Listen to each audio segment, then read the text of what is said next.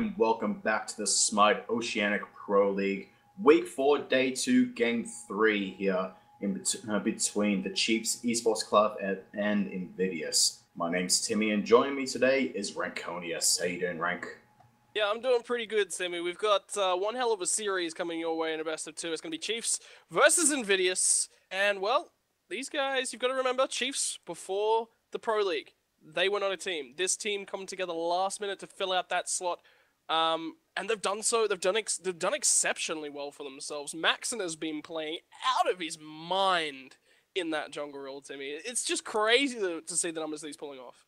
Yeah, I know a lot of people always focus around on Maxon because undoubtedly he is an amazing jungler. He does so well for his team, but the rest of his team back him up so much, and the kind of synergy that they have between each other is it's outstanding. Just considering how long these guys have been playing together. Either way, we're going to go ahead and get into our picks and bans here. I'm going to see that the first ban is going to be Bellona. Yeah, and a solid ban. Bellona's always going to be at the top of that list, I think. Just the fact that she can give protection, she has stun, she has, like, the disarm. There's only one way in the game to counter that disarm at the moment. Well, there's kind of two. Ula and Geb are kind of the only ways to deal with it. Otherwise, you got to build beads. You got to use your beads for the disarm. You don't want to be using beads on a disarm. It's crazy to do something like that. So, it's going to remain up there for a long time to come. Yeah, considering that, the disarm is so readily available to her, and even if you cleanse the disarm, she's still gonna fight you. She doesn't care. Second ban coming in is gonna be Alquan. Alquan's just been banned everywhere you can. No one wants to deal with him. He's just so strong right now. Yeah, and for very good reason as well. Like, just take a look at how big Alquan can get, and the fact that he can assassinate not only carries, but he can also get on towards tanks when and when needed, and the fact that he actually doesn't need his ultimate to kill off some of the carries at points. If he gets going, like, just use the 2 and use the Wild Storm, and you've got a kill sometimes, and then you can just stick onto them if you haven't quite cleaned it up, or if you want that next bit of burst potential, you can pop the ultimate. Otherwise, you can just save it for another target. You can save it for, instead of wasting your next set of cooldowns, and especially when using the combo with the rest of the team, just so damn powerful. Yeah, it's just so powerful, so much power, and he has so much, versatility with that water illusion, just able to sneak up on people, get them when they're least expecting it. But the next band coming out here is going to be Thor. Thor we haven't really seen a whole lot of in the OPL recently. He used to be quite well known, but I still respect this ban. Thor is not someone you want to give up to people. He's just so strong early on in the game. There's pretty much guaranteed mid camps, and he can just do so much throughout the entire game. Yeah, 100% right there, Timmy. But it's also because this is a Chiefs ban. They're wanting to target out the composition that's coming through from the guys on the side of Invidious. Definitely. And Thor is crucial to that comp. They need their dive buddies, Geb. They need their dive buddy in Thor and in Odin. So this might actually see an entire change-up of the composition that the Invidious guys have been running. Ratatoska is going to round us out in the ban list. We all know 100% why that's there. But interestingly, Shibalonke is the first pickup. Shibalonke being the first pickup, like, for Chiefs as well, because everyone knows that if you want to try and stand a chance against Chiefs, you ban out the jungler, you ban out Max and get rid of, his high mobility junglers. But to pick up Shibalonke, do you think there's a strategy that they're going to be cooking up here just yet, or is it just too early to tell? It could potentially be too early to tell. I don't know. It's we've just sort of got to keep an eye on it and see where it develops through. The response picks coming through for Invidious. Now, this is what we were looking for. Need their dive buddies. They need their dive comps. They've got Geb and they've got Ymir. So they've got that support going to be played by Netcrick over on the left-hand side of things. Geb, favorite support of his. That's what they really want to go towards. But is Ymir going to be that fantastic fill for a Thor? It may be. It may be. Invidious, they really like being able to control a team fight. They like people with high crowd control and the ability to really lock people down. And Ymir does that exceptionally well. Not to mention, we've seen in the past, Ymir, even though he does have a little bit of a rough time, only ever winning one game in the OPL, he has done exceptionally well on early invades. The Frostbite passive just does absolutely ridiculous damage, dealing double damage on those auto attacks. Plus, you level up Frost Breath at the beginning, you've got a solid stun at the beginning of the game, which is hard to miss. You kill off Maxon, you get his speed buff, and you can continue on controlling the game. Well, that might be something that is the target in the early game. Reply picks. This is the composition that Invidious have been after. Scylla has now been taken away from them by the Chiefs, so they're going to have to pick something else. Luckily for them, they've got some nice flex picks already on the board from the side of Invidious and Geb and Ymir. Ares, though. This is Ares into Geb as well. The problem I see here for the Geb versus Ares matchup from the side of Invidious is the fact that Geb struggles to clear. Ares is going to have a lot of pressure in this lane, but there are double Guardians here, and that just screams at me, especially with that Stone Shield, that this is not the right time to pick an Ares. Well, Ares doesn't typically, stand out with, I have amazing wave clear, because Serum Flash, it does not do very much to the minions. The main thing is that, like you said, Geb, he struggles early. The Stone Shield is very weak because it levels up as you level it, and at Geb's level. Every time Geb levels up, the Stone Shield becomes stronger. But Ares' damage early is just disgusting, and he can lock down the Geb, cancel the rollout, or prevent him from getting away. The Stone Shield, it don't mean nothing. He's got enough damage to just burn through that in an instant. So he's gonna struggle a little bit if he manages to get on the wrong side of an Ares chain.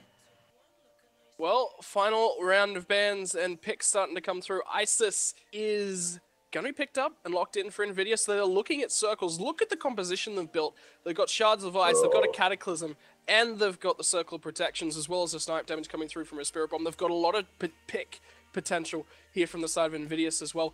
Agni and Odin are going to be the bans. Banning out Agni from the side of Invidious is interesting, considering that Scylla is already on the table, but Odin is going to be another respect ban targeted away at Top Notch's so powerful pick.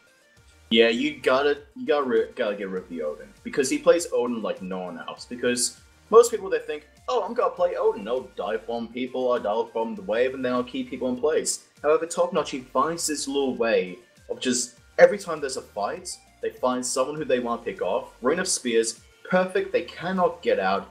They've already used their escape or, everything they can do to try and get out.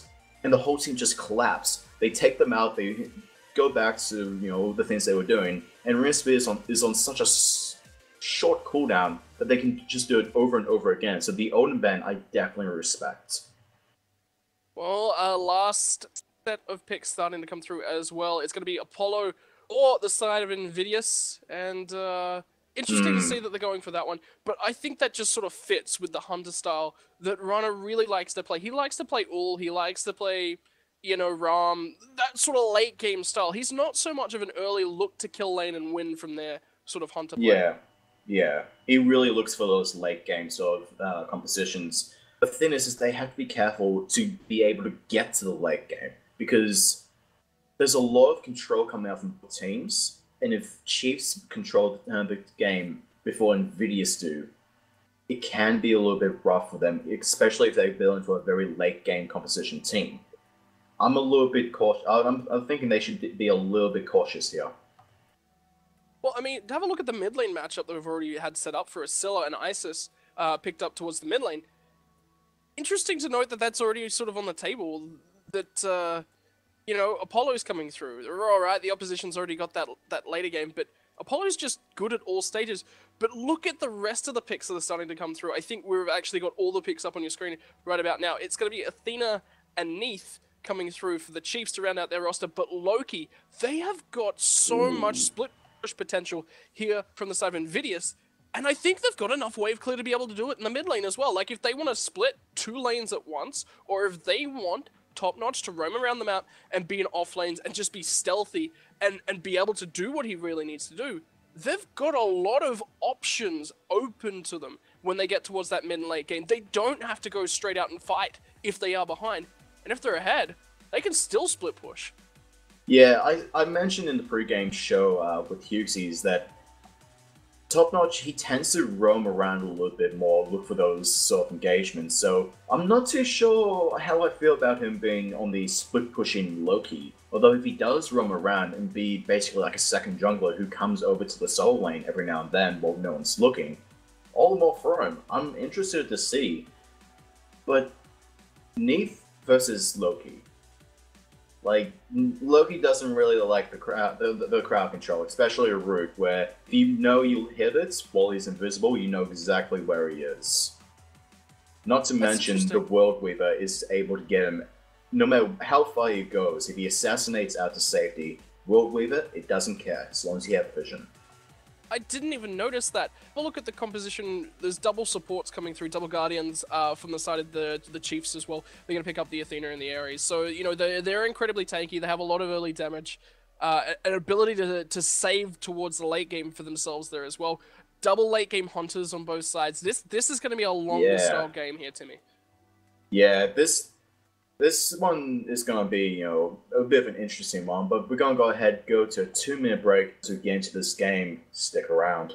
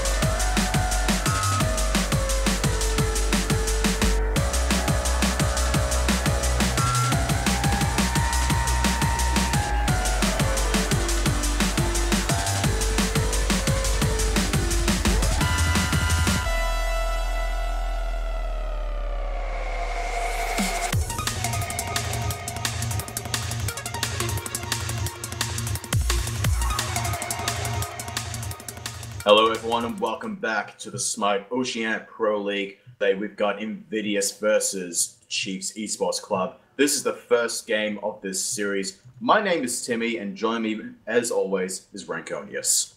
Yeah, hello ladies and gentlemen. What an exciting series we've got for you here. These guys have never played each other before in these teams, right? This is the merger of two rosters coming together. From the side of Chiefs and Invidious, they've always been such a stable roster, with the exception of one person. They've really started to showcase their potential now that Nick Crick has joined. Nick Crick is just making so much of an influence on this roster. He plays so well rotating around Freemason and Top Notch, but this game we're going to see a little bit different from him because Top Notch is on the Loki, so not as much rotating around in terms of running with his solo laner and the jungler. It's more so just going to be himself and Freemason. Yeah, it will be pretty much himself and Freemason. However, let's go ahead and introduce our teams before anything else really happens. On the left side, your Spectator UI. On the bottom side of your minimap, we have Chiefs Esports Club. Alkira will be Neith in the solo lane. Maxon is in the jungle as Athena. Crazy Aussie is your Scylla in the mid lane. And your duo lane is Princel and Gruff as Ares and Shivalonke. Yeah, and coming out of the blue, sorry, the red health bars. I got them totally the wrong way around. That's a great way to start off a game. But anyway, Top Notch is going to be the solo laner for Invidious on the Loki. Freemason is going to be the captain of Cold himself on the Emir in the mid lane. Just Rogue is hopefully going to make sure that Spirit Balls do make all the difference on the Isis. Nick Crick is going to be the master of the earth and everything on the Geb, and finally rounding us out, it is Runner Barunna playing the Apollo. Now, just immediately the first thing that brings alarm bells to me is the Market of Vanguard on Princeell. People, they generally picked up Market of Vanguard when Watcher's Gift got changed, but they didn't really utilize it right. I'm trusting that Princeell's going to do that in the fact that you get Market of Vanguard, you go aggressive, because it means the minions will do less damage to you. But the other thing to remember is that while you're using the Syrian Fletch on the minions, you're knocking them back and they can't actually attack you, so I'm expecting a lot of early aggression coming out from Chiefs. Yeah, take a look at the left-hand side. Invidious are just playing really passively. Crick, I wouldn't be surprised if he shields himself up here to ensure that he can tank up the wave a little bit, but they're sharing the wave tanking and doing it really well. Have a look at the itemization already picked up from Gruff as well, in the fact that he's opted for a the Charge Morningstar, which goes into the Transcendence build route. This screams a little bit extra early power. They want kill pressure. They want Gruff to be able to spam spells if he needs to, so that Princeell can rotate around as well.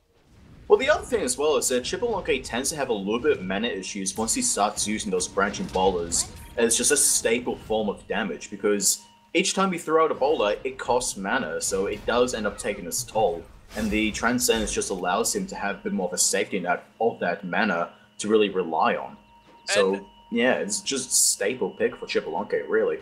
Look at the skill leveling as well from Gruff. He's gone for 2 in the Poison Darts and 1 for that Rising Jaguar. He's not looking for lane clear because he doesn't need it, and he knows he doesn't need it because of Princeell and the ability that he's got on this map. Immediately pinging out that they might not be in lane. They might be looking for something with a little bit of shenanigans styling. The Chiefs make their duo lane back off because they're a little bit worried about Just Rogue and Freemason.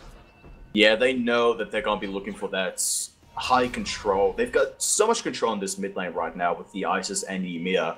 They don't really want to get caught off on the back foot. They don't have any wards out right at the moment, and they don't want to give up any kills, because if Ares falls behind early, he struggles a lot, but if he manages to get ahead, he can start to excel.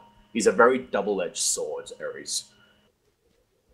Well, they're going to certainly try and make sure that he can be that positive side of the double-edged sword. You don't really want to be killing yourself with a sword, unfortunately. I don't think that's a good thing to do in any case, but you see Nick Crick rotating over. Left-hand side mid-camps are about to respawn. He knew that the opposition did take them at level 1. He wants to put some presence down the map, and look at the leveling on Freemason as well. He's already level 6, and he's a level up on Maxon, so they're going to have a lot more damage here from the side of the Chiefs. They're not going to let, Invidious, they're not going to let the Chiefs have these. This is very dangerous for Maxon to just be hanging out here, but Blink coming on the backside. First, No Escape is coming out here. The Crush doing a lot of damage. I'm a Monster coming out, doesn't manage to hit, but Princeell does finish off Nick Crick, but Maxon gets taken out by Freemason. Freemason also getting picked up. He really wants to be doing something from the side of Runner Barana. It's Gruff that he's able to focus out. Crazy Aussie's got a really nice Crush that's going to force a disengage, but Just Rogue doesn't quite think so. Ooh. Didn't quite land the Spirit Ball over the wall. It was a great try. It's going to be 2 for 2 at the end of things, all things considered. But nice trade coming through from Invidious. That all happened so quickly. I'm trying to remember who got the first blood on that. Because it was Ares. It was Princeell. It was Princeell. That is exceptional for him, because that means he's going to have a much higher advantage in this dual lane as opposed to Nick Crick. And that's what he needs. You need to be ahead of the Geb, because if Geb ever gets ahead of you, it's bad news. Because he only gets stronger. Take a look at the itemization differences from the two on the left-hand side. Because the Blink was already picked up by Princeell, he's not into tier 3 boots already, and the Watcher's Gift and Traveler's Shoes startup means that Nick Crick can both, 1, get around the map really quickly, 2, has really nice sustain when he's out of combat, and 3, he is going to be picking up insane amounts of gold. He wants to catch back up to that Ares. Yeah, and that's going to be really beneficial to him. Like I said, if you get ahead on a Geb, it's like honey in your mouth. Like, you've got so much gold, you become so tanky, so much higher level. You just do so well, especially against an Ares who needs to be either even or ahead of you in order to be a threat. Yeah, and Runner, I feel, is going to be able to go base and pick up the Devourer's Gauntlets here, just coming through with a Transcendence on the side of Gruff. So he's based, he's picked that one up. Yeah, Dev's Gauntlet. So they're going to be pretty even, which means that Gruff is going to cap out a lot quicker, and he's going to reach that spike. And let's have this discussion again. Hunter items, the build pathing, and the options that are left open to you with the Devourer's Gloves is so much better than being forced to go Transcendence into RC. Yeah, Transcendence, it generally seems to be, I have Transcendence, so my next 5 items are this in this row. Whereas if you go for the Devour's Gauntlet, you don't have to pick up the RC, you don't have to pick up a Bloodforge or Soul Eater, which is starting to now come in, into the scene a little bit. Actually, No Escape coming on the left-hand side. Both ultimates being burned. And there's a World Whipper as well coming out there onto Nickrick. Yeah, and I think they're going to try and dive him. Gruff is going to pick up that kill, so that's a stack for him. And they're going to get out as well. Look at the Defender of Olympus. It was perfect. Maxon gets over there. Maxon gets on the board. This Athena pick, it's not something aggressive that we normally see from Maxon, but he will make it work if he keeps this up. I just love, like, we all kind of thought, okay, Maxon, he only plays, like, the high mobility junglers, like Bastard, Thor. But then, we saw him play a Willish, and now Athena. They all have high mobility, just in different ways. And I'm really enjoying the versatility. He's not a one-trick pony. This is really showing the skill that he has as a player. Maxon, I feel, has been spotted out here on the left-hand side, and Just Rogue has rotated around, looking for Spirit Ball, doesn't quite connect. That will mean the disengage, and Chiefs are going to walk away. There's still 1 kill up, and they're going to get the left-hand mid-camps because of all that rotation. Yeah, notice the amount of wars that Invidious have pulled up already. There's just wards everywhere, especially around near that Gold Fury area. They want to know if Chiefs go for an early Gold Fury. Oh, Blink in on the left-hand side, looking for Gruff. Rising Jaguar gets him out. Sorry, I had to interrupt you, Timmy, because Mason is not letting you have a word here. Mason, why are you doing this to me? But, like, he's being free. Like, it's... Rising Jaguar is just such a great ability. It's a high movement dash which you can control. Plus it gives you CC immunity. That's exactly what you need when there's a Ymir jungler coming around. The Freemasons damage, look at the right hand side of the map as well. Top Notch is incredibly low. Down comes that Stone Shield, gets him the heck out of there. And the Xbalanque ultimate doesn't earn him a kill on the way out. Runner Barana is going to have a Gruff dashing towards him that wants to trade. He's got Mesmerize. Get the heck out of here, Xbalanque. You're not trading this time around. And thanks to some nice rotations coming through from Nickrick, they're going to save Top Notch on the right-hand side as well. Yeah, Top Notch just moving around. He did get a little bit low there, but a little pet peeve that I have, every time that there's a Loki and there's an Athena ultimate or a Geb shield, everyone thinks that everyone can see you. They can't see you, but they can see the effect. That's not true. If you're invisible, all effects are invisible on you. So you see a Loki running around with a Stone Shield, no one knows he's there. Just to clarify. Yeah, and he's got a higher health pool. Oh, look at the Gold Fury! Oh my god, what? Gold Fury already? And it's already below half health. Chiefs have already picked it up. They did it. And there was wards on that from the side of Invidious. They had a feeling they couldn't contest. You know what that was? Chiefs were prepared. They saw that Just Rogue was going base in the mid lane. They saw how much was on the right-hand side of the map, and there was nothing they could do. Oh, left-hand side, another No Escape. Burn out both the Across the Sky and the Cataclysm. Just meaning they cannot aggress, they cannot use those abilities to rotate around and start a fight. So Prinzel, he knows he's not going to be able to get them, but he's doing so much. And Maxon is going to get the kill on the Runner Barana with thanks to our World Weaver that came through. He then had the Shield Wall to confirm that one up. They're looking to try and steal this one away, but thanks to Nickrick, it's not going to be the case. Yes, but Just Rogue is on his way here. Is he going to get a nice Spirit Ball? That could mean the difference. I'm a monster coming out! Does quite connect and gets the first kill. They get the second one with thanks to Prenzel. And it's going to be 6-2 in favor of the Chiefs. They're a long way ahead now. They've got kills on Scylla and they've got a kill on Xbalanque. Hey guys, let's do a go through. Oh, wait, never mind. What's going on? What did I miss, Timmy? Well, that would be the perfect time for a go through, don't you, right? Uh-oh, down goes the freeze, but now it's going to be trouble on towards Freemason. He's incredibly low, and Crazy Aussie's got the burst. They're still trying to clean up this mid lane tower as Runner's rotated around. I'm not sure he can save this one. Indeed, he can't, and they've already lost the tower on the right-hand side. There's a lot of objectives right now going against the flow of Invidious. Yeah, like, you don't normally see a Loki losing his tower so quickly before 10 minutes. It's a Neath, though. It is a Neath, but it's also a Loki. You freeze the wave with the decoy once it starts to be able to really just full clear. Like, there's nothing that you can do. You have no minions, you can't get into tower, so maybe Alcuro's seen this threat of that freezing, and it's just gone super aggressive onto that tower because he knows he may not get another opportunity. Top Notch played it incredibly passively on that right-hand side as well. Just made sure there was never any option that they really had to kind of kill him. He's 0-0, and he's the only person on his team that hasn't died yet. But that's important as well. He needed to get towards his mid to late game. He's 1,000 gold behind, but there's been a lot of objectives taken across the map. For that, he hasn't 100% lost lane. He's still in this game, and he is going to be providing a lot of threat, especially with that teleport already online. Look at what Princel's doing on the left-hand side. He's zoning out Rana Barana while Gruff is not there. Just deny him all the XP that he can. Just to try and make it easier for Gruff to really box him out, because like, it's very hard to tell who's got a stronger late game, a Shibalonke or an Apollo. I mean, it's Shibalonke if he can get the stacks online, with the ultimate giving him increased range, but the blink over the wall, they're trying to chase down Rana, won't even be able to get the across the skies out. There was 4 there, and he wasn't expecting that many rotations from anyone. And look at the ward coverage from the Chiefs. That's what bought it for them. They're trying to get this tower, though. It might not go down. Cataclysm coming out, Darkest of Nights, shield being popped out for the protection, and no escape coming out as well. Prenzel's not quite able to secure off Just Rogue, but everyone else on this map is down, and Alkiro's in a lot of trouble here. If Top Notch does rotate around and get on towards him, Just Rogue's in a world of hurt, though, if Alkiro gets anywhere near him, and I think he's going to be going. Yeah, he indeed is, and Top Notch is going to be there to just clean up the wave, but that's going to be about it. Invidious have got to find a way to buy some time for themselves. How can you, though? Because the Chiefs are just grouping up so much. Oh my god, look how quickly he got burnt down! Yeah, and that's not all as well. Rana Barana might be in a little bit of trouble here as well. Look at the searing flash and the chain damage. He's forced to run away. He had 2 on the left-hand lane. It was the only lane they hadn't cleared a tower up, but the Chiefs, they just roam over. They go, right, we're going to clean up this hand side. And this is Invidious. Not quite able to hit their straps because they're playing a different composition to what they've played, I think, 90% of their games thus far. And this is them not kind of grasping, oh, we need to wait for this spike, oh, we need to go for here. They're kind of just playing too aggressive and don't have the ward coverage to back it up. I think the main thing is that Chiefs are playing very aggressive, but they're doing it in the right way. They're doing it as a team, not, you know, hey guys, I'm gonna go dive tower, you know, coming over to try and help me when I'm, like, running away dead.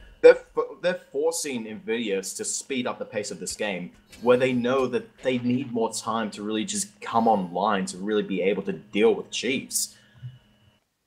Well, mid-camp's about to spawn. Mid-camps did spawn. They got successfully taken on the left-hand side.